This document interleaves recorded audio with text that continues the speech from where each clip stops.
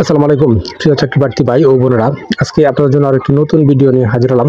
আর এই ভিডিওতে আমরা আলোচনা করব হামদর্দ পাবলিক কলেজে একটা নিয়োগ বিজ্ঞপ্তি প্রকাশ করছে। আমরা সেই নিয়োগ বিজ্ঞপ্তি নিয়ে বিস্তারিতভাবে আলোচনা করার চেষ্টা করব। তো আপনারা ধৈর্য সহকারে সম্পূর্ণ ভিডিওটা যদি দেখেন, আশা করি আপনারা অল্প হলেও উপকৃত হবেন। তো দেখেন বিজ্ঞপ্তিতে কি বলা হয়েছে। প্রতিষ্ঠা কাল থেকে শতভাগ পাস ও 70% জিপিএ প্রাপ্ত প্রাপ্তির কৃতিত্ব নিয়ে চতুর্থ বছর ঢাকা শিক্ষা বোর্ডের 19তম স্থান অর্জন সহ সর্বোচ্চ সংখ্যক শিক্ষার্থী সরকারি মেডিকেল কলেজ, বুয়েট, প্রকৌশলী বিশ্ববিদ্যালয়, ঢাকা বিশ্ববিদ্যালয় ও অন্যান্য পাবলিক বিশ্ববিদ্যালয় ধারাবাহিকভাবে সাফল্যের শিক্ষা প্রতিষ্ঠান হামদর্দ পাবলিক কলেজ।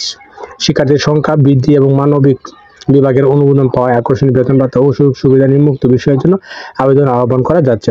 এখানে তারা টোটালি 4টা পদে লোক নেবে। প্রথম যে পদ প্রভাষক, শূন্য পদ। এখানে প্রভাষক পদে তারা উচ্চতর গণিত এবং উদ্ভিদ বিজ্ঞান, এই দুই পদে 2জন লোক নেবে।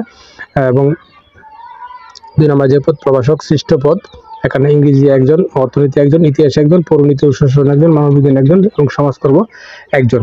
এবং 3 নম্বর যে পদ প্রদর্শক শূন্য পদ, এখানে তথ্য যোগাযোগ প্রযুক্তি 1জন, উচ্চতর গণিত 1জন।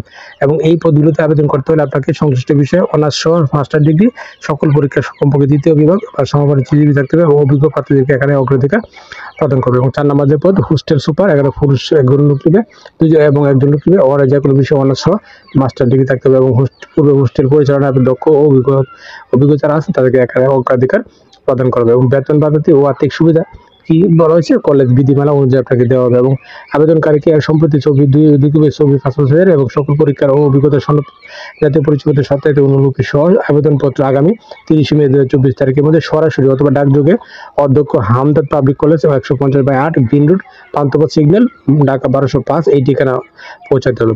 তো আশা করি বিষয়টা বুঝতে পারছেন। আর এই নিয়োগটা সম্পর্কে বিস্তারিত খোঁজ খবর নিয়ে তারপরে কিন্তু আবেদনটা করবেন। আর আবেদন শুরু হওয়ার সঙ্গে সঙ্গে আপনারা আবেদনটা করে ফেলবেন। ধন্যবাদ সবাইকে এতক্ষণ সাথে থাকার জন্য।